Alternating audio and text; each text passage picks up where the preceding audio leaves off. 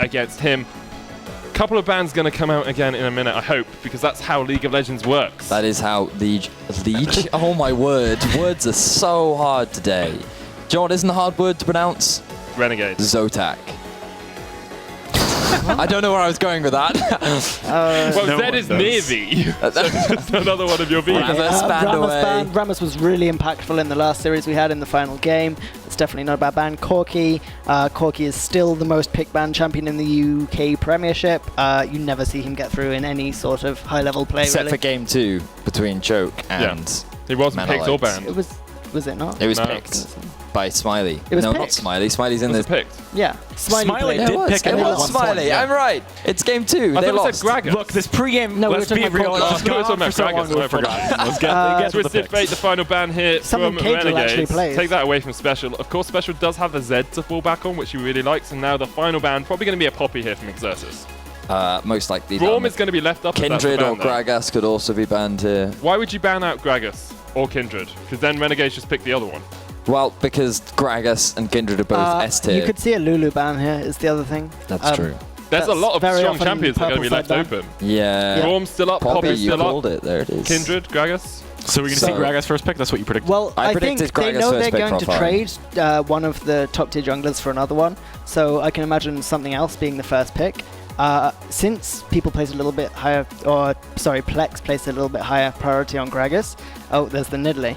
Something Maxlaw used to play pretty much exclusively. Pretty sure he climbed to Challenger with Nidalee. Well, rank 1. When he held rank 1, he was playing almost only Nidalee when Nidalee first got her rework. So that's definitely one of his favorite champions.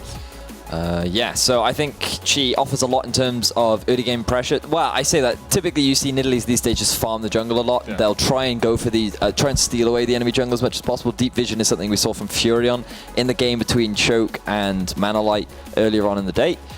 So wouldn't be surprised to see Max Thor with that sort of aggression. Is this Darius what you were talking about, Brixton? Is this the weird thing that we might see? Surely we wouldn't see it this early on. Yeah, it's way too early in pick ban. Sivir, Braum makes a lot of sense. Yes, it does. I would actually prefer Sivir Braum over the Sivir Alistar. I would agree. Braum does very well into Alistar, and Braum just offers quite a lot in terms of utility. People have been playing like a very, very slight preference on Braum over Alistar recently, but both are still top tier. Yeah, there we go.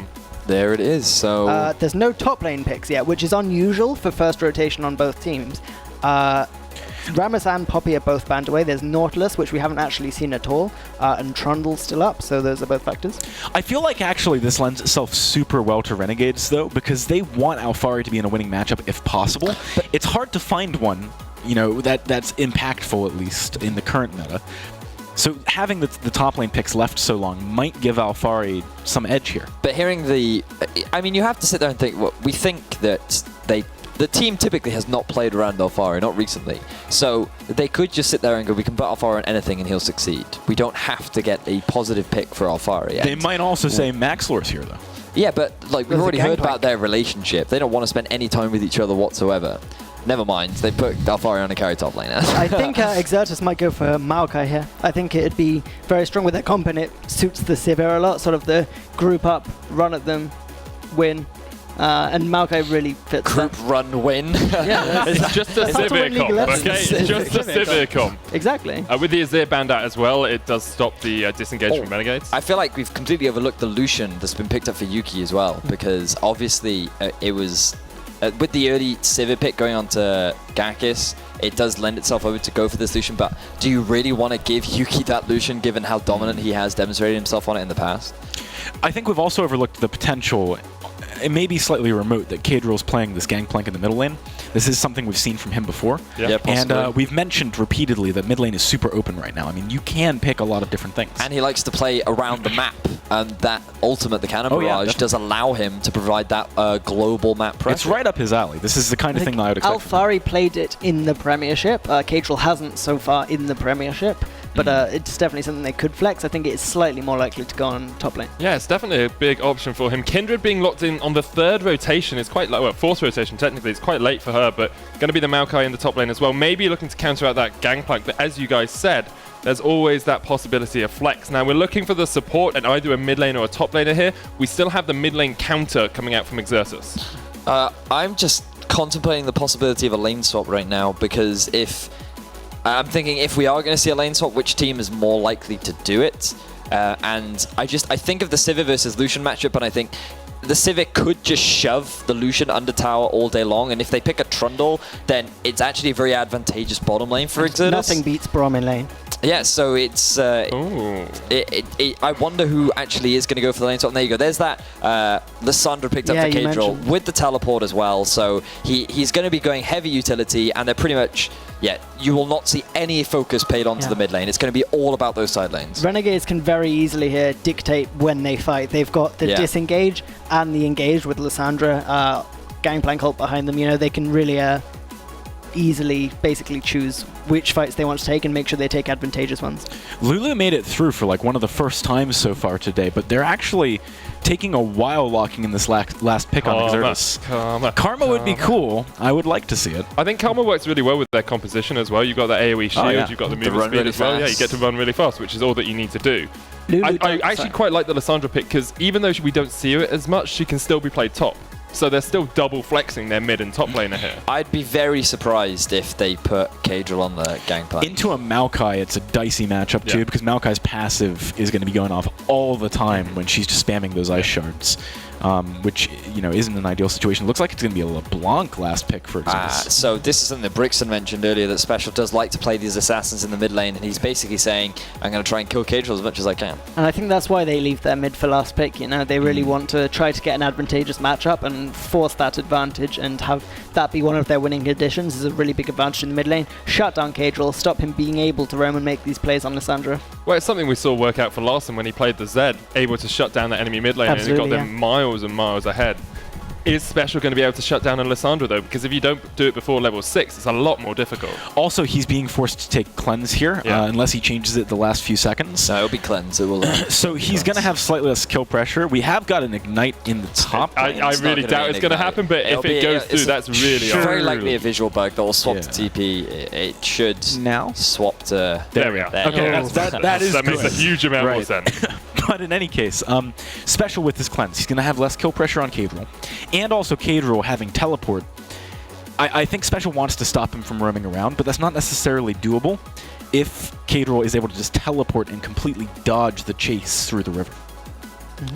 Potentially. I think ethereal chains can stun you while you're channeling teleport. It can lock you in place. So if you can land a chain, you can stop that Lissandra, but it's going to be very, very difficult. What are you doing out there? Sorry, I'm just looking at these compositions. I'm concentrating. I'm thinking. There's nothing in particular that I'm looking at. I'm just wondering about... You got to be fast on your feet. You're a caster. Well, I'm thinking about this Exodus composition because it's kind of weird. I mean, the first thing that speaks to mind is pick. When you look at the Sivir, when you look at the Maokai, they're great at just setting up that pick potential, and the LeBlanc flank as well. But like, it's not great at team fighting, and there's so much mobility and disengage on the side of RNB that it's going to be quite difficult to actually land any reliable pick. That I'm not entirely sure how this Exodus composition is going to work out. I think Kindred lends herself really well to skirmishes. She does very well in the 2v2, 3v3 fights. When she ganks lane, the other jungler's there. She tends to win almost all of those matchups. However, you're against double TP and a Gangplank ult. That's a really effective way of stopping that being a factor. I actually, I'm looking at the Exodus comp a little bit more, and I feel like the Braum stands out like a bit of a sore thumb to me. They've got a composition that is going to be, you know, maybe looking for these picks like you said, but he's big on the disengage. I do think he's going to be good at skirmishing pick as well. Yeah, if someone's locked down, you can extend that lockdown always with your passive. And if anything, he's really good into this quite good teamfight composition coming out from RNB. If they try to turn that skirmish into a full-blown 5v5, he just throws down the ultimate. Works very well with double AD carry as well. Yeah, it's a very good point actually. Yeah, so I think that the Braum actually works really nicely. And even if you left it on, like you have to pick Braum. If it's available in the enemy team, you pick Sivir, you have to pick You're Braum. denying it from the Lucian lane as well. They had a Lucian on the other team. If they get Lucian Braum, that's another big factor. Yeah. I'm a little bit surprised not to see a Gragas. I know Maxwell really likes the Nidalee. Works really well, Gragas? But you're playing against the Kindred once more and a team that wants to all in you. I know why there's no Gragas. Why? Because in patch 6.6, which is what we're on, the nerfs to the Runic Echoes has reduced from 80 ability power to 60 ability power. So it could be that very slight nerf that has put people off. It could put people off, but I don't think it actually nerfs him that much. Yeah. Well, you'd say that, but I mean, even the smallest nerfs could affect changes, or champions in particular, pretty massively. Yeah, most decidedly. Well, we'll have to see if RNB busts some rhymes, or if it's going to be Exertus exerting their will in this game. It's game 1 of the second semi-final here at ESL UK.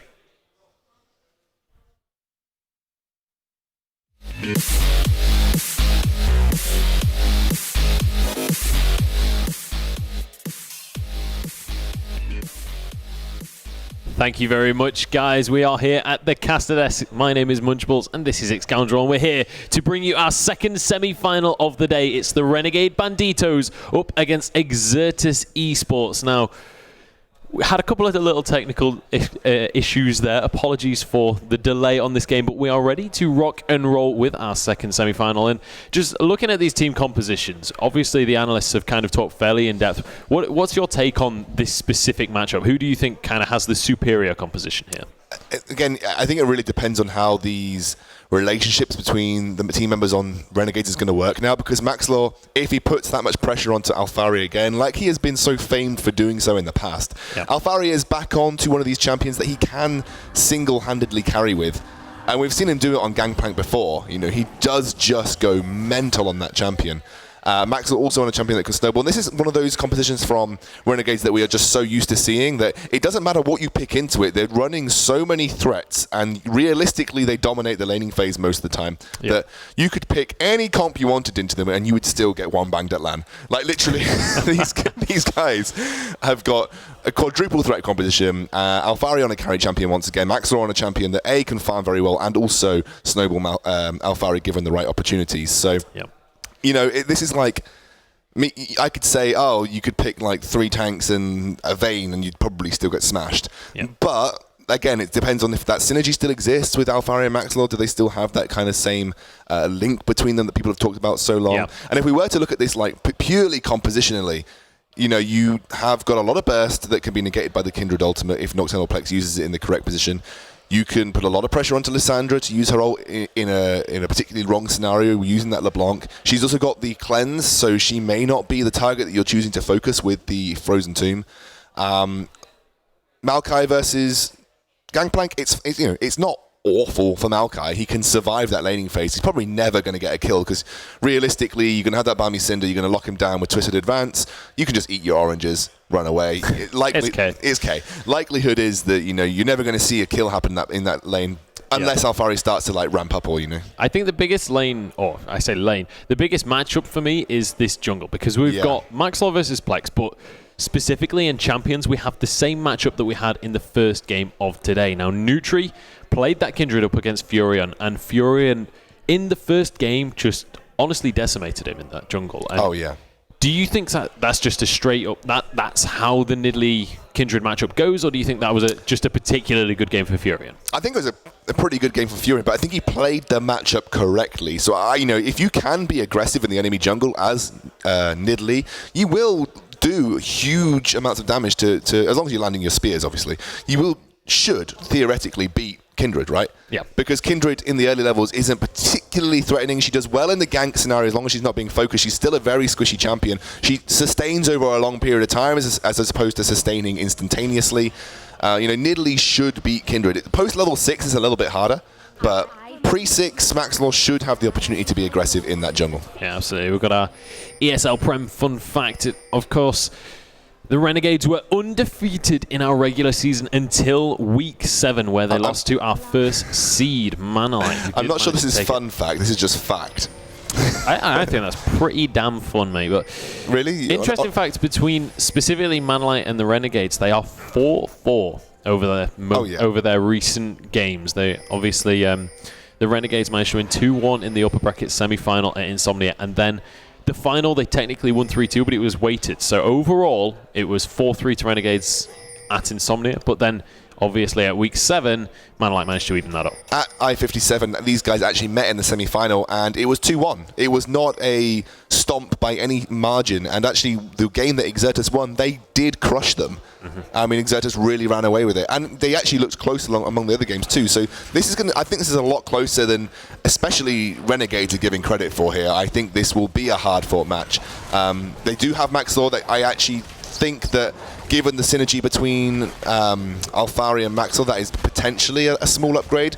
I think both Impaler and Maxwell are pretty similar, but just because of the difference in styles of the Maxwell and Impaler jungling, maybe it'll work out better for Renegades. They should, especially with Alphari on a carry champion, maybe have a little bit more success. They're going to go for a traditional lane swap here, though.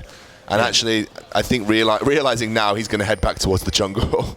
The traditional lane swap, I would typically say, is pretty damn good for Zergoth here. On the Maokai, like, Maokai is so difficult to kind of shut down in the lane swap because you have so much sustain. Alphari and Wiz actually 1v1ing right now. Wiz just doing his best to be a nuisance to that jungler. But yeah, he realized, and now I think maybe they were potentially thinking about the fact that there could have been a lane swap coming through from Renegades, because you wouldn't usually turn up to lane as the top laner without thinking that you're going to be walking into a lane swap.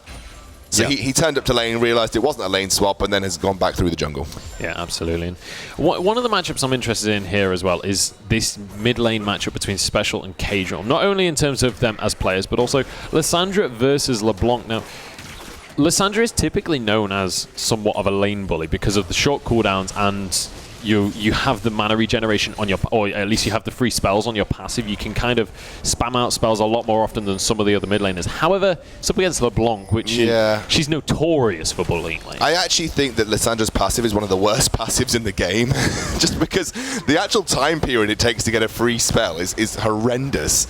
You know, Nunu gets more free spells than you do. I really think it's one of the worst passives in the game.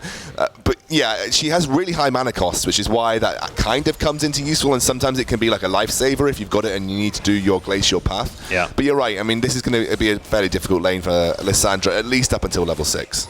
Yeah, absolutely, we'll see. But that is going to be the first tower of the game going down up in the top lane. Zergoth gets the kill credit for that one. But genuinely one of my favorite skins. Evened up across the board. It's one of my favorite skins that Maokai. It's literally amazing. It had to happen eventually, I suppose. Yeah, we had to have some sort of meow-based pun from the Maokai. I'm actually going to take back what I said. I don't think it ever had to happen. But it did. It did happen. I'm not sure it had to. How happy are you about the fact it happened? So unbelievably happy. Kadrol actually taking a huge chunk of damage in the mid lane. Isn't going to be able to trade too much back on Special either. So Special doing a good job of kind of putting out this pressure in the mid lane and maybe going to force Kadrol to ask for a little bit of help from Maxlor. And this is one of the things as well. Maxlor is, let's remember, kind of new to this team. I want to see how well he's going to be able to work with these players, where his priority is, because we've not really seen him putting any pressure out anywhere just yet. Well, the interesting thing is the lane swap does kind of take away that synergy between jungle and top, because you no longer have that laning phase to try and exploit.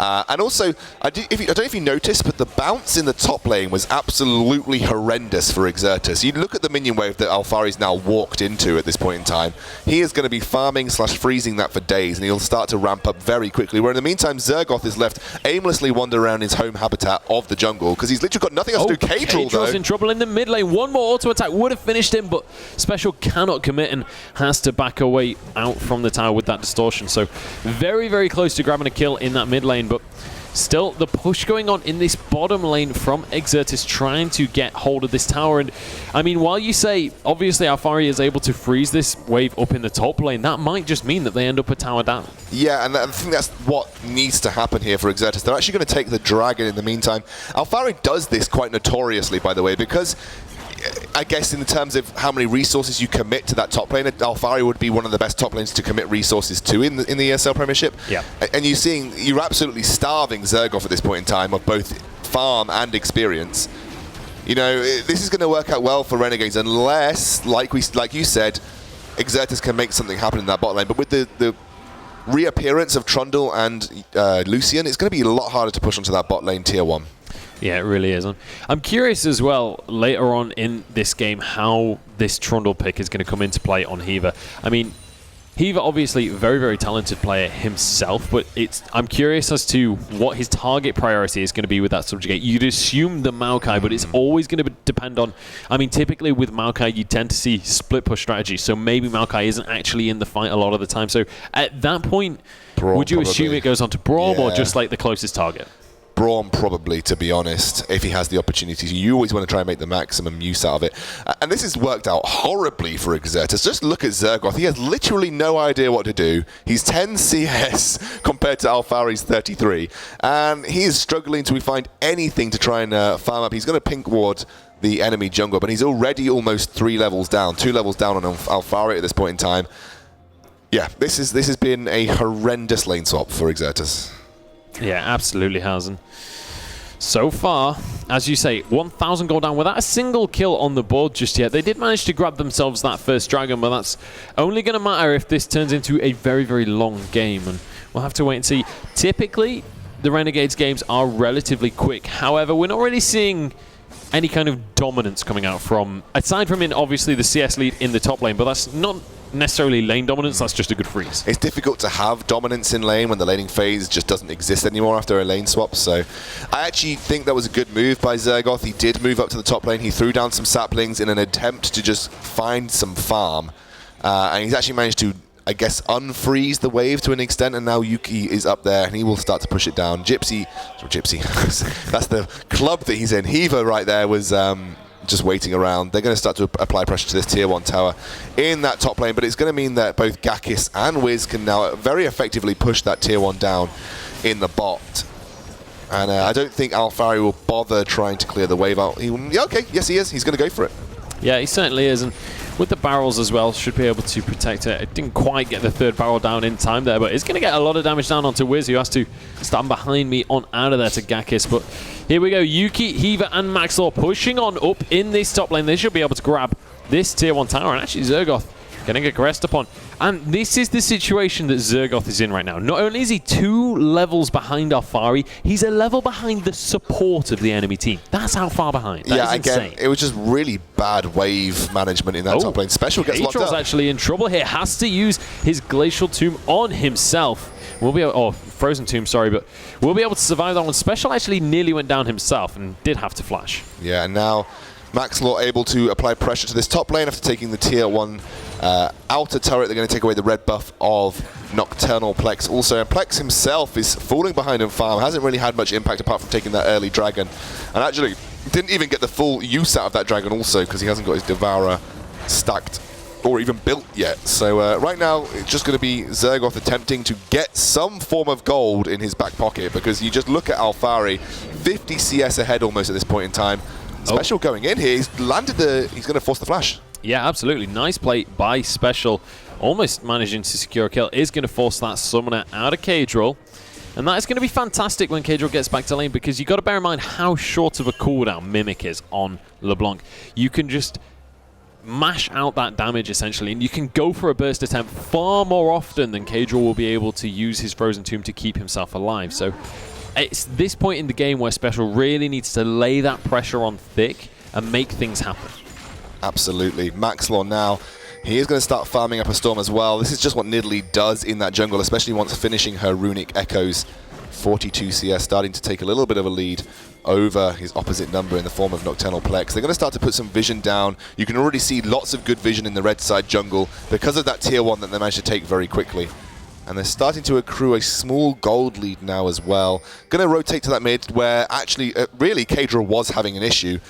And they don't really have any wave clear to deal with this. So this is just going to be another tier 1 with the aid of that Rift Herald going down. Yeah, and look how fast that tower goes down with those Rift Heralded minions. Special is going to be able to clear these up now that the tower's gone down, but as well, Alphari getting a lot of pressure out in this bottom lane at the same time. Gakis is going to challenge him a little bit, though, at least getting some damage down, but Maxlaw maybe looking for the dive here. And look at this, the re-engage coming out from Exertus immediately. Wiz is going to be the target, though. Unbreakable is going to keep him alive, but not for long enough, and it's a double kill for Alphari. First blood as well going across to him, and this is going to be a tier 2 tower down in this bottom lane. Plex looks like he wants to engage, but I'm really not sure that's a good fight to pick, my friend. Is going to have to back away, and this is Renegades starting to snowball this lead. Suddenly there's a 4,000 gold lead. Well, I mean, that came out of absolutely nowhere, in part due to just how effective that Rift Herald has been. That's one of the most effective Rift Heralds I've seen used in the ESL Premiership. Plex used it all. Yeah, Plex still hasn't finished his Devourer, by the way, 11 minutes in. That's going to really slow his ability to stack that up. And again, it's just not looking good for Exertus. I think they really fluffed that lane swap, mainly to do with that awful bounce that they managed to accrue in that top lane. This has kind of screwed them, honestly, from this point onwards. Yeah, it's certainly going to be a mountain for them to climb, but they are by no means out of the game just yet. I mean, they do still have a Sivir composition, which if you can find someone out of position, you can capitalize super hard. And I mean, literally in week 7 of the Premiership, we saw Yuki getting way out of position, and they lost the game because of it. So similar things can definitely happen. That's one of the criticisms we've had of the Banditos over the weeks is sometimes they're not as careful as they maybe need to be. Yeah, I mean, interestingly enough, I think the way that Renegades have played this game is a little bit more Mana-like in its sort of approach, where they've really been honed in on those global objectives, less about making the sort of risky plays in order to get kills, and less about taking a kill and taking the objective, more about literally just winning out the objective through pure pressure. And it's been working out really well for them, and maybe part due to how I think Maxlaw is definitely more team orientated rather than being a solo carry from the jungle. He's been really good in terms of vision control, made sure that Rift Herald was used to the maximum effectiveness, because he's the one that picked it up, by the way, and he was the one dodging to every lane and making use of those minions. And Alphari now 60 CS over Zergoth, got that Trinity Force. Zergoth literally just sitting on a Barmy Cinder. This is not looking good. No, it's certainly not. Alphari now starting to siege up in this top lane. The rest of the Renegades are going to head on up here as well, but Zergoth will be able to clear away most of these minions, and Plex is going to be there to get a couple of CS for himself as well. And I don't think this siege is really going to be able to continue. 4 men committed to this top lane, though, for Exertus. And you can see Kadril starting to get that split push on in the bottom lane as well. And this is what the Banditos love to get set up. This 3-1-3 pressure all the way across the map. Literally every single time we see them play. 1-3-1, not 3-1-3. They don't actually have 7 members. Every time we see Renegades play, it's always the 1-3-1 because they have such strong solo laners. I would say, Alphari at this point in time, 2-0. Literally no one can deal with him, but Kadril himself, he always likes to go into the split push. He either on that Ahri he split pushes with, Lissandra I've seen him doing time and time again. It's the double TP as well. They make such good use out of it. And then with the Trundle, you can very effectively just have that form of disengage in the mid lane. And it's honestly working out, and it's been working out for them across all of the Premiership. Maxlaw now going to take this first dragon in the game as well, so that's another form of stacks that we're not going to see Nocturnal Plex pick up. And honestly, 14 minutes into the game, you've not really stacked your Devourer, you already lost so much map pressure, your jungle is being invaded consistently, and he's just picked up his 4th Devourer stack. It's terrible. I mean, it's honestly, he's not going to, I reckon, I'm predicting now, likely by the end of the game, he won't even have it stacked. Well, it depends how fast the Renegades can snowball this one. Still only a 4,000 gold lead, though, which they have had for a couple of minutes now. They've not really turned that into anything more just yet, but Herald is back on the map, and Heaver immediately is going to start that one off. Looks like Alphari going to come down and help him out with this one. 0 vision, as you can see on your screens, for Exertus on this one. I'm assuming they'll know that it's going on, just based on where players are on the map, but really, there's not a massive way that they can contest right now. I mean, Renegades right now, that every single time they have the opportunity to take this will go down. People kind of still, in some senses, underestimate how powerful it is, especially when you're playing around this sort of quick tower pushing, stacking waves, and then running towards a turret, because it's just basically like a mini Baron buff on your minions.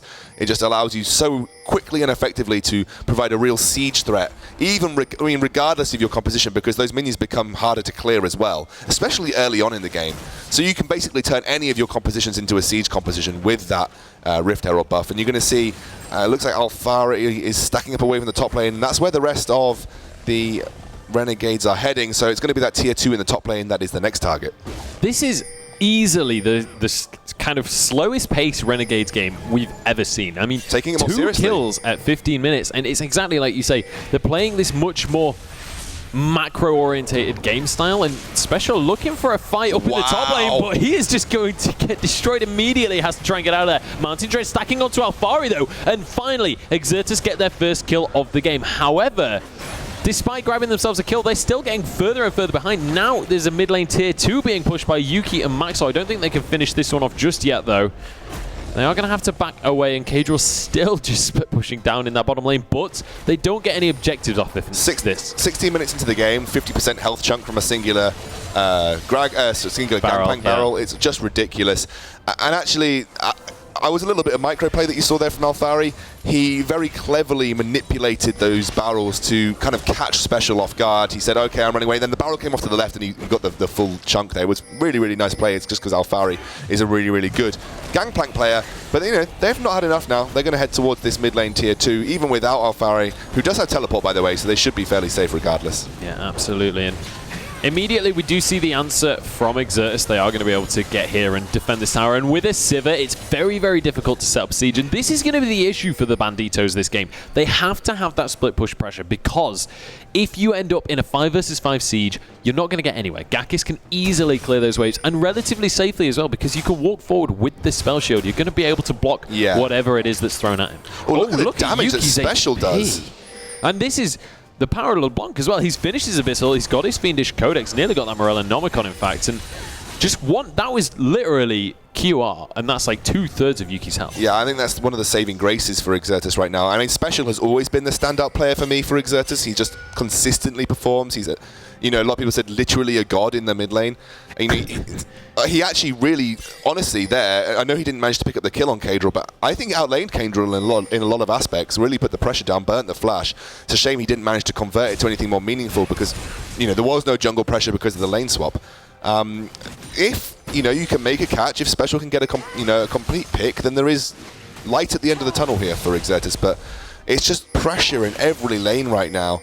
And Zergoth's still 50 CS behind, by the way, so he's not catching up anytime soon. Yeah, I think that CS lead is just going to be static, indefinite for the rest of the game now. That's not really going to change. However, in the other lanes, Exertus have been faring a little bit better. You've got a 10 CS lead in favor of Special in that mid lane, and even for the AD carries. But Plex actually tanking up a bit off the Culling Wiz, throws out a shield. Not the greatest angle, still blocked a lot of it, but that is going to be a mid lane tier 2 tower going on down. Not really any answer available. We had Gakis up in that top lane trying to defend against Alphari, so he wasn't going to be able to be there. And that's kind of all of the wave clear they've got without Special pretty much suiciding into that wave. Yeah, look at the barrel set up here for Alphari. He's doing a lot of damage right there. You saw 50%. Was that a quad barrel? I think that was just triple. Just triple barrel, yeah. Nearly. Oh, Alphari gets super low. Special is doing absolute work. He just needs to wait for that Mimic to come back up, but Hiva is going to be the target. He gets stunned up and he gets taken out immediately. Maxlaw jumps on into the fight, but health bars are getting incredibly low. The Lamb's Respite is going to keep them alive for so long, but Wiz finally drops and Zergoth will follow. Gakis looking to try and turn the damage around, but he can't do it, and there's a double kill coming through for Hiva. The flash-piercing light does pick up the snipe in the end. It's a top lane tier 2 tower. Only 2 members remain for Exertus, and it's a 3-for-1 trade. That was one of the situations where, as a Lissandra, even when you're healthy, you just ult yourself. It was a 5-man Ring of Frost, ulted himself, damage went wide across the team, forced the Lamb's Respite from Nocturnal Plex, and they managed to take up 2 turrets for their effort. Interestingly, we didn't touch on this, Lissandra is such a good pick into Kindred usually, because if you can just use your Frozen Tomb on Kindred, she can't pop Lamb's Respite, so that's a huge tool just negated from your team. But honestly, it's looking really tough for Exertus right now. They're starting to go towards a 10k gold disadvantage. I think it's literally at 9k right now exactly, but there's a huge amount of work to be done for Exertus want to keep their hopes alive. Yeah, the biggest issue right now for Exertus as well is it's not like you can even say, okay, Exertus have got this in the late game. Their composition outscales, because I mean, first of all, you're against a Gangplank. The damage from those barrels, you can already see how ridiculous that can get. Lissandra as well, fantastic in late game team fights. The more items you get, the better it is. And people have to try and focus you, but you're impossible to focus. There's so much pressure that you can put out in those team fight matchups. And as well, Lucian, not really a champion that falls off particularly hard towards the end of the game either. But here we go. Dragon is going to be taken away. Yuki arriving on the scene, and that's going to be a second Dragon going over to the Banditos. I really don't think Dragon is going to be a factor in this game, to be honest. It's not really been a factor in any game we've cast so far in the I want to have a quick look at how many stacks we've actually got on Nocturnal Plex right now, by the way.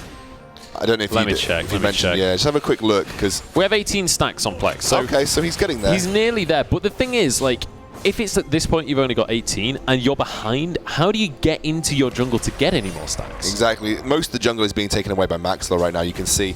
He's actually managed to keep up in CS, though. I've been quite impressed with Plex's ability to retain no serious CS disadvantage, especially versus a Nidalee, by the way. And when all of your jungle has just been completely lit up and invaded by the Renegades lineup. It's kind of becoming a bit static now. Alphari himself picked up that Death Dance, will help out with that absolute, huge amount of damage coming out from Special, so he should be in a slightly better position from that. And now I think the Renegades are just struggling to know where to have an impact. Maybe Baron, maybe they go and stick Kadra in the bot lane again, but without that teleport, I think he has to stick close to the team for the time being. Yeah. Maybe they want to go for that top lane inhibitor. It's open. Yeah, it's certainly the biggest issue for them is they can't actually just straight up go for a siege. Like, actually, I say that they are 9,000 gold ahead. So if we do see a big contestation for it, they can just start a team fight. I think they're worried because their composition, kind of relies on bursting someone, and you're against the Kindred, exactly. You just do well in that situation. They're going to try and bait the Baron here because of, look at that, the lack of vision is all around that Baron pit. All of the blue trinkets are on cooldown as well for Exertus, so... Yeah, maybe they just go for it, right? Because, Yuki tries to dash over the wall, but it doesn't make it work. But here we go. Baron is going to be started off. And actually, Kadra are going to be aggressive upon, but Special immediately gets locked up by that Frozen Tomb and so close to going down. Special has to be very careful on that one. Wiz has got a ward over there, and Plex is looking for the steal. Is he going to be able to get it? No. Does it a little bit too early. Plex now in that Lamb's Respite, but there's not really any way out for him, and he will get dropped. Zergoth now just trying to get away. Did get slowed down for a little bit, and there's the Cannon Barrage. Zergoth has to just go in, but it's too little too late, and Casual grabs another kill to pad his scoreline. Now with the Baron and 2-kill advantage, surely they could push onto the inhibitors. They can definitely push onto the inhibitors at this point in time. There should be 2 mid and top locked up for the Renegades right now, and they are continuing their dominant streak in the EXL UK Premiership. They want to secure that final with Manalite. They want their revenge for earlier in the week. Special tries to go in, gets a lot of damage onto Kadral, but Hiva in the meantime just acting as that front line. Do you know, that would have done a lot more damage, that little combo, but after he'd thrown out the chains, he jumped back to his distortion, and so he was out of range of his abyssal, so there was more MR, so it actually kind of negated his burst a little bit. But here we go, a little bit of a fight. Top inhibitor did go down. Plex is getting jumped on by Maxlaw, but Maxlaw really doesn't have to be afraid here. There's not really that much of an answer to be able to come out. And look at the health bars drop right now as we saw Special go in and start to burst people on down. Zergoth is looking for the re-engage. His flash is on cooldown though. Beautiful Pillar of Ice is going to deny anything more happening, and now it's going to be Exertus trying to pick up the pieces. What looked like a pretty good fight realistically was still a 2-for-2 here. Yeah. I'd say any kind of 2-for-2 or anything like that certainly is going to go the way. It certainly feels like it's in favor of Exertus at this point. Yeah, for sure. Definitely given the gold disadvantage. They've got 2 inhibitors down at this point in time, but this is, I think, on a short timer for the Exertus lineup now. They realistically can't defend. They don't have that much good wave clear apart from the Sivir. And with the Baron up minions, I think there is Baron remaining on some of the Renegades lineup. Sivir still will find that very difficult to solo clear. Special can't clear because he'll have to commit his body to clear the wave. I guess you could clear with Braum ultimate if you really wanted to, but no, there's literally no wave clear apart from the Sivir at this point in time. And then you're relying on crits, right? There's still a third of it left as well, the Baron buff, but Special has been found and he's completely out of mana. Luckily, Mimic is free, so we'll be able to get out of that one. I thought it was actually on cooldown, but we'll be able to escape for himself. And actually, I'll say I thought it was on cooldown. It's only about 15-second cooldown at this point in the game, but it looks like the siege begins in this bottom lane with this Baron buff available. Supers pushing in both the top and the mid. This is the point where the Banditos can start to look to close this first match out. Maxlaw taking a huge chunk of damage from Special, but it's not really enough to negate the pressure. Look at this engagement immediately, just getting shut down. Wiz is the first one to drop. Lamb's Respite already been used, and now the re-engage can come out from the Banditos. Look at the burst. AoE coming out right now. Plex and Special, the last 2 remaining, but there's not really anywhere for them to go except their fountain. Another inhibitor falls. The supers are flooding into the base, and this is looking like all she wrote right now, as Exertus are going to be losing out in this first match. Plex just gets destroyed. Yuki grabs another kill for himself. 4-1-9 now, 3-1-9 on Kadral as well. That's both of the towers going down. The Nexus will fall as well. And ladies and gentlemen, the Banditos take the first game in this series against Exertus. Well, I mean, I said it at the start of the game. He said, oh, which of these compositions do you prefer? And I said, I literally, you could pick whatever you liked. into Renegades